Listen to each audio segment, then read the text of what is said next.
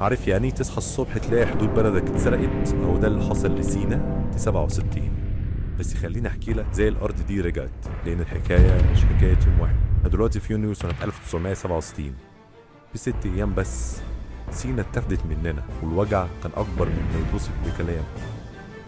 لقد قررت ان اتنحى تماما ونهائيا عن اي منصب رسمي واي دور سياسي، وأن أعود إلى صفوف الجماهير وأدي واجبي معها كأي مواطن آخر.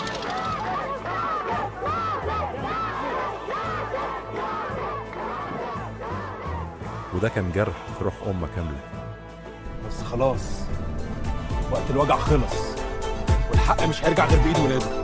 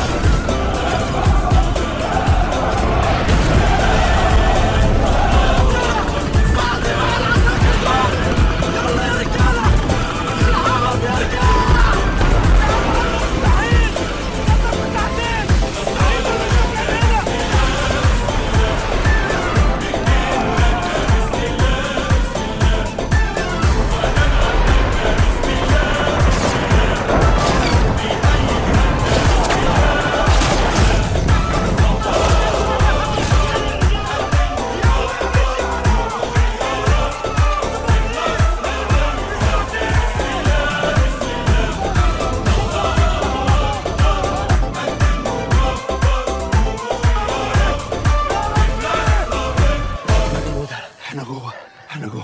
عبرنا يا عم، عبرنا. نحن أبطال، نحن أبطال، نحن أبطال، نحن أبطال، نحن أبطال، نحن أبطال. جاءنا الآن البيان التالي من القيادة العامة للقوات المسلحة. نجحت قواتنا في اقتحام قناة السويس في قطاعات عديدة، واستولت على نقط العدو القوية بها. الله أكبر، الله أكبر. سينا رجعت بالدم، وكانت لازم تكمل بالعقل. اللي دخلوا أرضنا بالسلاح والغرور خرجوا منها بالبيجان والكستور، واتكسروا قدام الهيبة المصرية. ما تهزرش مع المصريين تاني بقى. كانت في حتة صغيرة اسمها طابة، دي اللي هيكون عليها الصراع كله. الحتة دي اللي إسرائيل شافت إنها مش مجرد أرض، دي كنز. 1979 كامب ديفيد. سينا رجعت على الورق إلا طابة، وإسرائيل عارفة كويس إنها معاها حتة دهب. الرئيس السادات كان عارف كويس إنهم هيلعبوا في الورق، عشان كده قال: اسمع يا كمال، طبعا مش مجرد أرض، دي كرامة. مفيش توقيع هيتم إلا والحدود مرسومة بالسنتي. احنا مش بتوع حرب بس، احنا أساتذة في السلام اللي يحفظ الحق. ولا ذرة رمل واحدة ناقصة. سينا رجعت، بس طبعا فضلت العقدة اللي إسرائيل محتفظة بيها. الحرب ما كانتش بس حرب دبابات، حرب كانت تزوير للتاريخ وتحت كحل الليل. شالوا العلامة الحدودية 91 من مكانها وخدوها كيلو كامل من أرضنا وبنوا فيها فندق سونيستا، وقالوا للعالم دي أرضنا. والخدعة دي دخلتنا في حرب قانونية فضلنا فيها سنين. سلاحنا في المحكمة ما كانش دبابة، كان شجرة. الفريق المصري حارب بخرايط قديمة من 1906، وما كان شجرة ما بتكتشفت إن الحجر اتنقل من مكانه. Photograph taken in 1906 shows a tree beside boundary pillar 91. That tree still stands today. The pillar was moved. سمعتها بوداني، تومة مصرية بالإجماع. الأرض رجعت لأصحابها، بس إسرائيل رفضت تمشي. المعركة لسه ما خلصتش، مصر خدت حقها بالقانون، ولو ما كنش بالقانون كانت هتبقى بالعافية زي ما خدناها في 73. بصوا ليهم وهم ماشيين. الأرض دي ما كنتش بيتهم ولا عمرها هتكون. ارتكها ده بيتي، اتربيت هنا.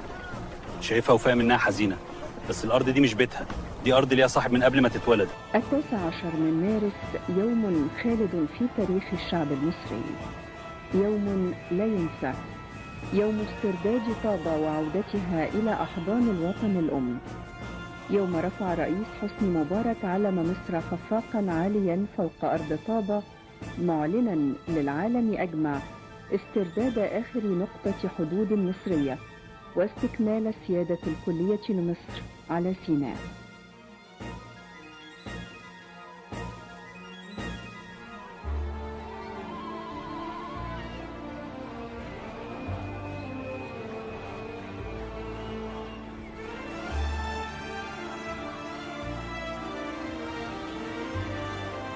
لقد ارتفع علم مصر على أرض طابة،